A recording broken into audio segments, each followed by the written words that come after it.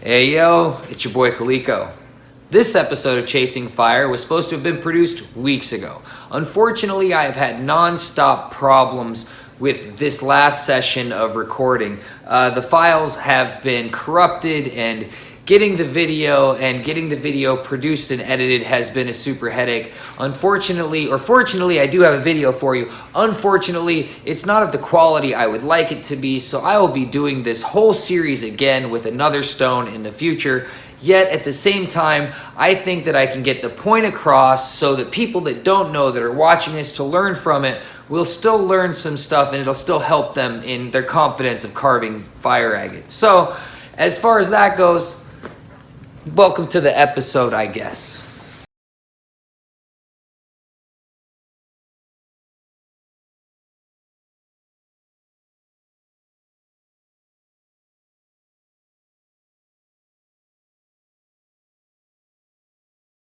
Hey yo, it's your boy Kaliko. On this episode of Chasing Fire, we're going to be getting our fire agate gemstone to its pre-polish stage. And pre-polish is about a 4 to a 600 sintered burr right before we move on to the nova points.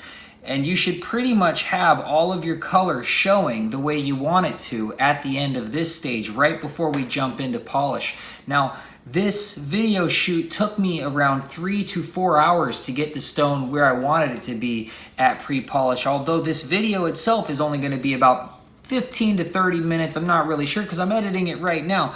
So let me kick you in the video while I go and get to the editing. So like any other time before I get started on a stone, the first thing I do is inspect it dry and look at all of the things I have going on, decide whether they need to be addressed before I go into more fine grits, like the white on here. That can be addressed as I'm going over it with finer grits. Now on this side, where there is sort of a ledge between the layers, that I want to smooth out, and I want to give it a nicer finish than the ledge that's there. If I can at all, I want to make it to where it is a really nice mirrored finish, which means that no sort of cracks in the ledge. I want a smooth transition from one section to the other. And I have some other spots over here that definitely need to be addressed with the cracks and crevices and some of the scars that the 80 grit left behind that I can see on top. Last time I was trimming the edge of this stone down, and I was getting it shaped to where the color bars were starting to come in on the sides and getting it sort of a nice finished shape so I could get a good polish on it. While I was working like that, last time we were working on it, I had a piece break and flake off right here, which shows some more of that sort of exaggerated circles. Should say better defined more than exaggerated.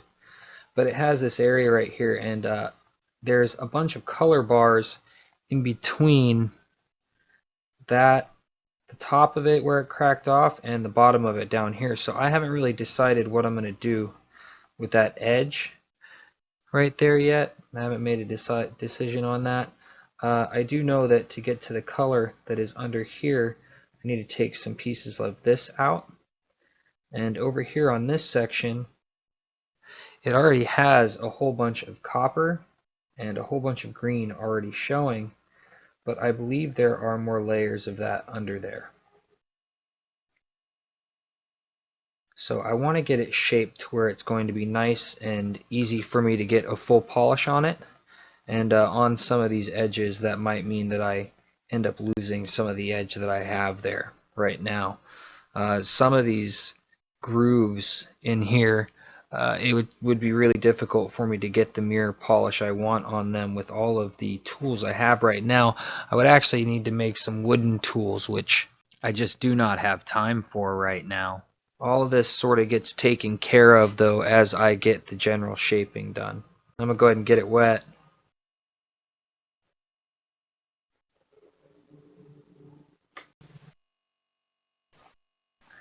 That lets me know more of what it's going to look like here in the future.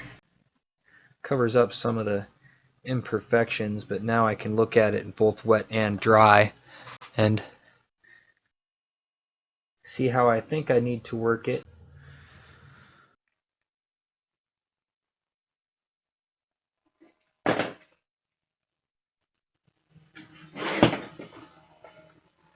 And what I'm going to do is shape this section down and get rid of some of these lines that are here and get through that white layer. And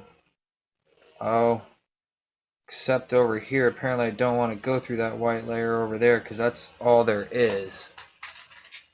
Oh yeah, I can see right through that. So this section right here either has to go. Yeah, this section either has to go or I just have to be happy with what's on top. But I definitely want to shape it out a little bit better. And that's what I'm going to do.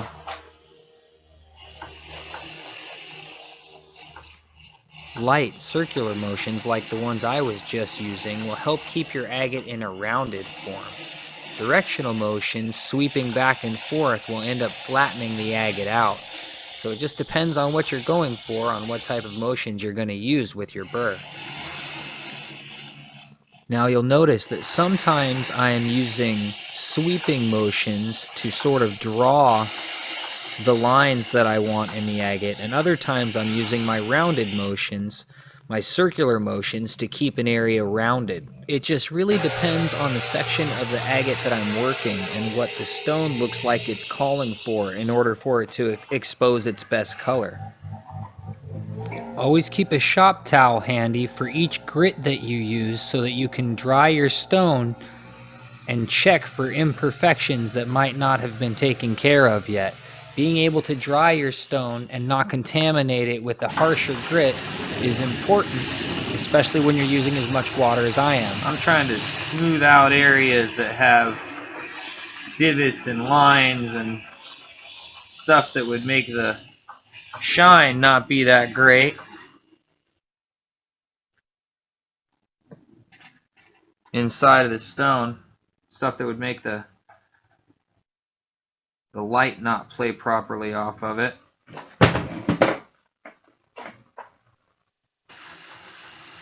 Now notice that the motions I use with my burr are dependent on how the stone is and how I want it to be. If an area is supposed to be sort of flat, then I'll move my burr in a back and forth motion that direction. If it's supposed to be rounded in that area, then I will use lighter sweeping circular motions while making sure to let the burr do the work and not use a whole bunch of pressure. Pressure leaves tool marks. And we want 0 tool marks in our finished stone. 0 tool marks.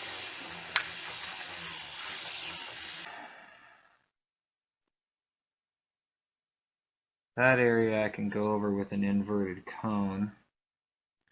That still has some green on it I want to save. I got orange coming out right here. And this bronze sort of on top. So I'm just going to keep sanding this area where the bronze is. Dry this up again and check on it. I'm constantly drying the stone and looking at it.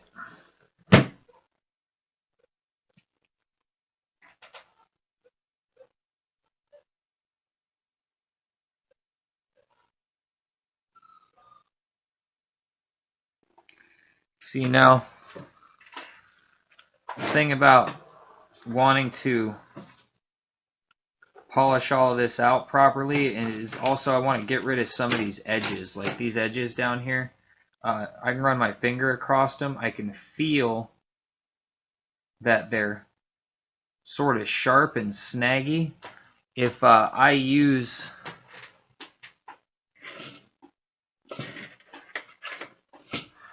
one of these soft burrs on this, the edge is going to carve into the soft burr. I went over that recently in one of the videos, so I definitely still need to get all of these edges gone as much as possible, make everything smooth so I can go over it with soft burrs.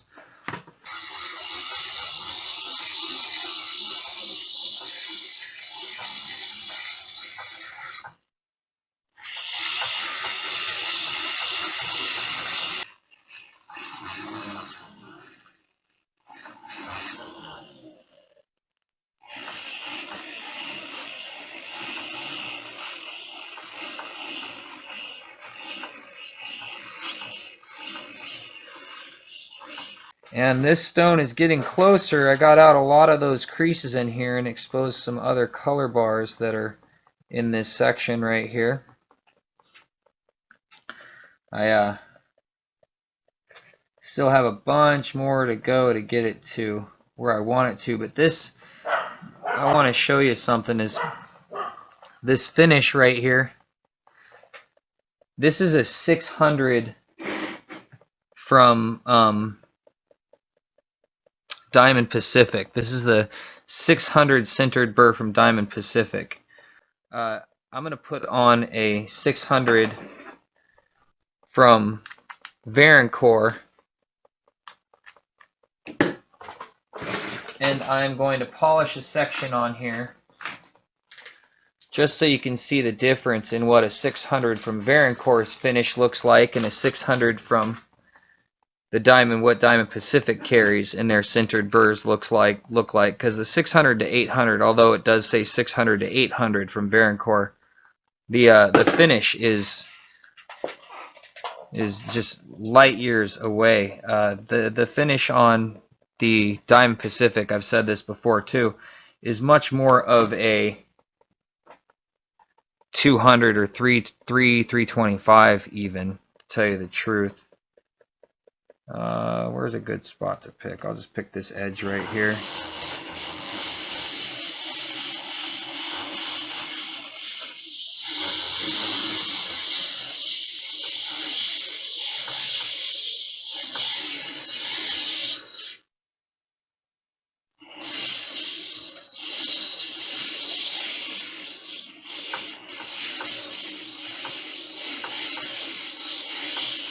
I wonder if that's enough that it picked it up yet.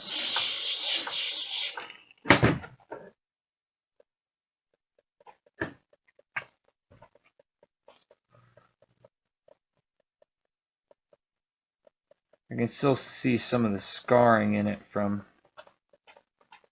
but yeah, you can totally see the difference. That's dry now, and you can see the 600 up here from Diamond Pacific, and that's the 600 down here from Varencore. And the Varencore, it is much, much finer. I mean, so much finer than the 600 from Diamond Pacific. The Diamond Pacific 600 is like a 200 from Varencore. The problem with this big one, though, is it doesn't get into the crease is good enough for me, so I'm not going to be leaving this big 600 on here. I'm going to be switching this out and going back to a Varencore burr that's, let's see, 325, 400 is probably what I'm going to go to.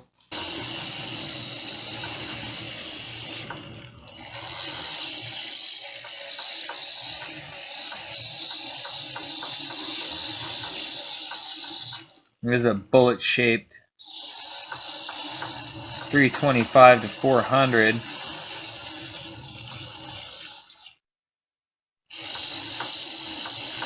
And this with some Nova points is enough to actually finish a stone. You don't even have to go to a 600 if you don't want to, but I definitely like the finish on the 800s, on the 6 to 800. Makes it the amount that you use your Nova points a lot less. Even though when I use even a 600 to 800 hard Varencore, when I finish in the stone, I still end up going backwards and going to the 280 Nova point to help me get rid of any tool marks I might have left behind on accident.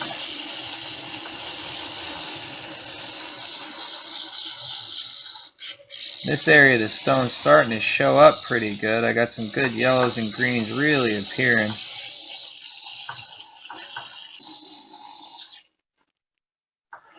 Of course, I'm finding out what I think is really good fire agate and what people that don't know what really good fire agate is are two different things, because some of these people think they need to see that color right on top, and they just don't understand. Most of your best color is not going to be showing right on top of the fire agate. It's going to be in there. Which if you ever dig with me and you end up breaking some pieces, and I'm yelling at you about not doing this and not doing that, so the pieces don't end up getting broken. Then you end up shattering it. They always seem to shatter right through the best color, and you see what you could have had. What you might get some little pieces of. At that moment, I'm not even looking for imperfections. I'm just sort of chasing color.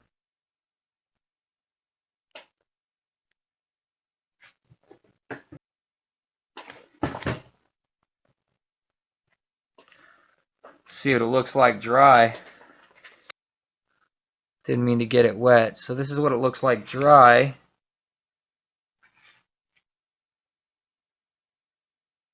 See the color starting to poke out.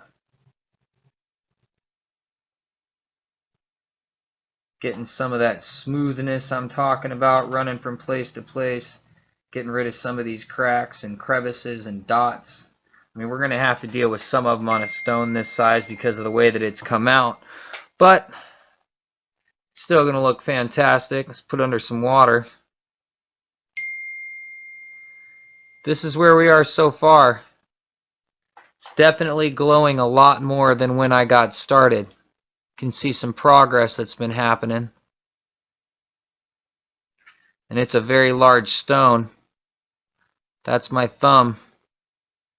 It's a man-sized thumb.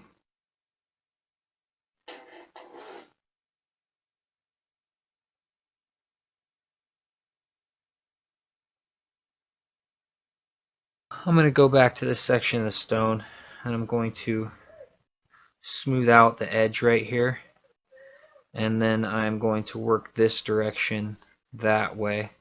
The same thing I was doing before pretty much. I was working this ledge right here, trying to expose it, getting rid of the area right there that I didn't really need, that wasn't much color on it.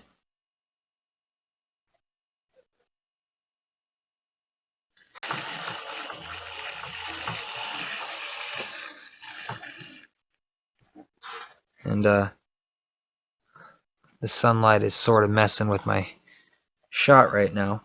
But as per usual, once you have your general idea of what your stone is going to look like and where the color is going to come out of it, you don't want to use much weight with your metal burrs or much pressure with your metal burrs. You want to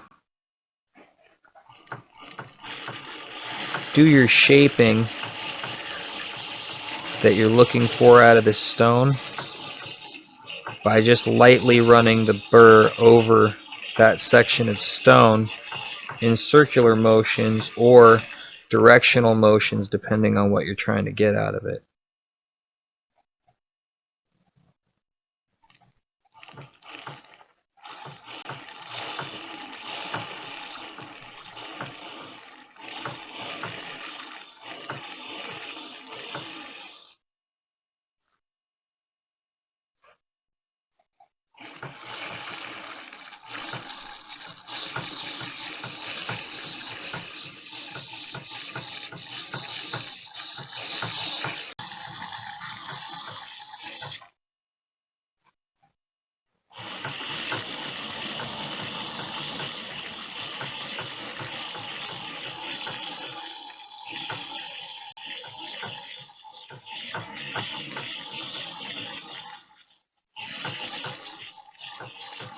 And these are the most important parts because it's really easy to burn through the color in an area if you're using pressure or if you're going at a bad angle. And a bad angle is an angle that is not, the color is not showing up good, because the color shows up great in the angle that the stone is laying. But if you're not in one of those angles and you cut through that layer of color, because the layers of color are so thin, it'll just completely be gone. So you want to be really careful about your pressure, and you also want to be really careful about the angles that you're using, especially your metal burrs on. You want to try and keep the stone in its natural orientation for the way the color is. When I say orientation, what I mean is for the way that the agate originally formed, that has the color bars laying in it. And that's going to be, the way that the brown is running through it. The brown agate tends to be the most colorful. There is clear agate that will have brilliant colors in it too.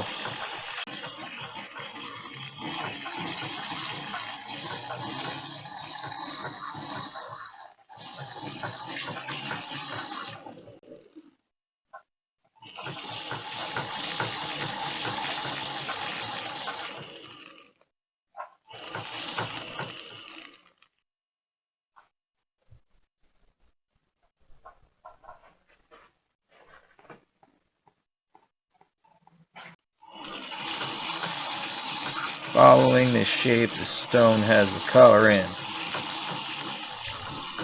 Cleaning up imperfections made by rougher grits. I could be using a bit of a rougher grit on this, but I don't think I have the one I would want in this shape. I don't. So we're going to stick with this, because the other one that I would want instead of this 325 to 400 would be the 2 something to 2 something, like 220 to 270 I think it is from Barren Core. I really prefer the Barren Core hard burrs over the Diamond Pacific when it comes to sintered. Barren Core just, they work right. They are way better. They're better than anything else out there I've found yet. You can feel them when you're running it over the stone. It's really smooth and reduces the agate.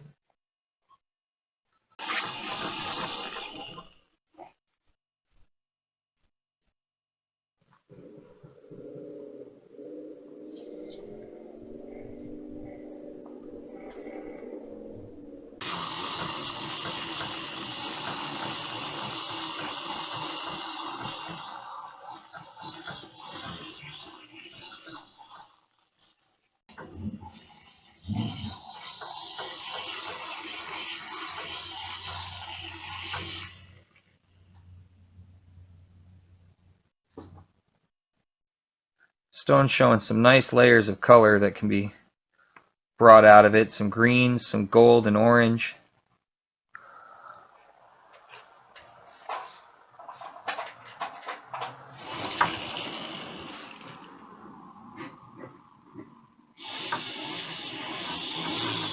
Now I'm using a Barren Core burr, and this is a 325 to 400. And with all of the Barren Core burrs, one of the things you want to do is you don't want to use a lot of pressure. You want to let the burr do as much of the work as possible. You just sort of want to draw with the burr and try and not make any flat spots that, aren't supposed to be there.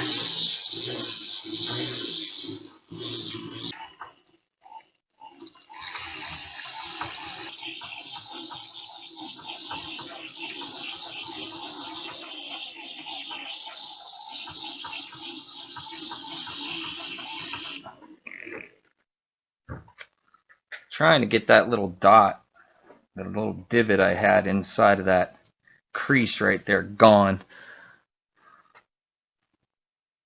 One of the things about working with these hard burrs is before you move from one of these Barren Core hard burrs to a soft burr, you really want to have your nicks and your scratches for the most part gone, like your stuff like these little lines right here that are in there. If you have those lines in it, the burrs, the soft burrs, are not going to be able to polish inside of those lines. So you're going to have to either use discs, or you're probably not going to polish the lines as good as you were going to polish the rest of the stone.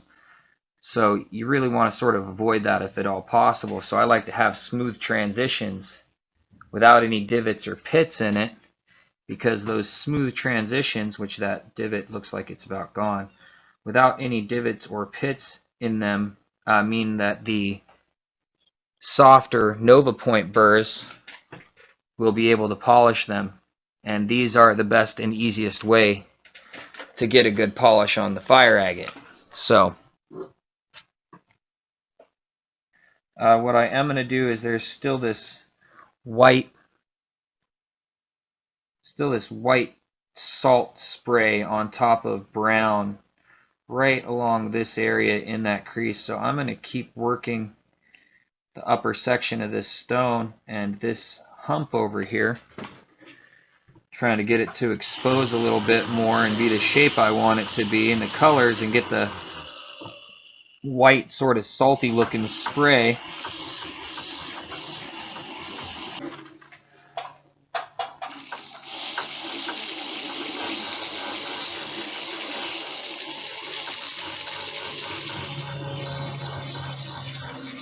So I have a few little scratch divots in the transition from this flat area going up into the little mounds of color right here. Might be hard to see the water dripping on them, but I definitely see them right there. This point is just small enough to should be able to fix them.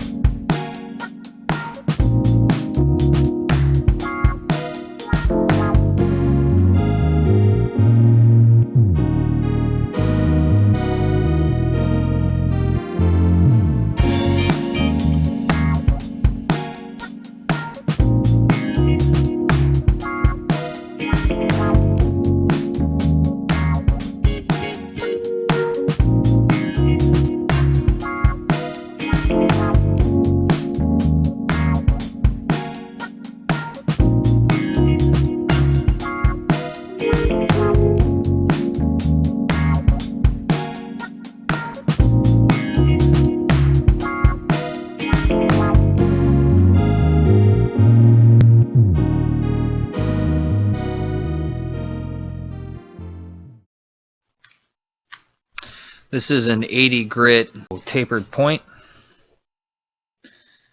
This is a Varencore burr, and I am just going to use this to clean out the inside of this crevice a little bit better.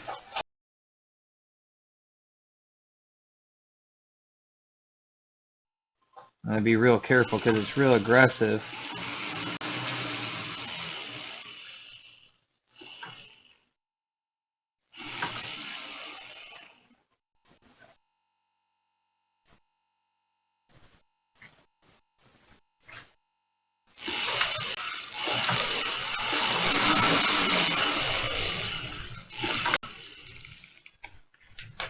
Can't see much of what's going on in there with the water in there while I'm doing it. Sort of just having to get it by feel.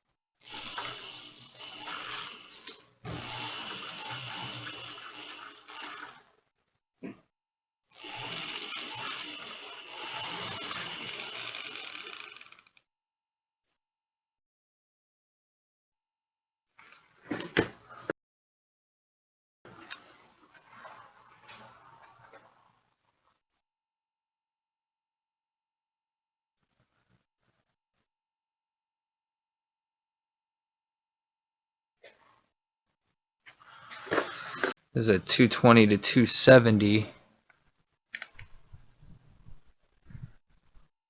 Varan core tapered point.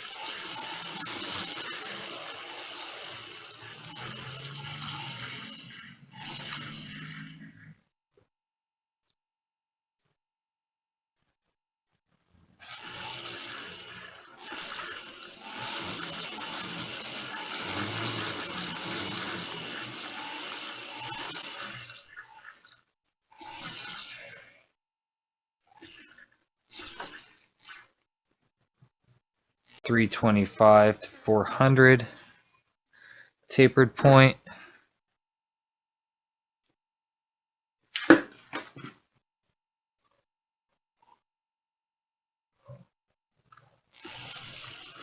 Seeing if I can. They didn't have any more 600 grit tapered points, so I got this really small flame tip, and it is not near as much material on it as a tapered point would have, but it'll do the same job.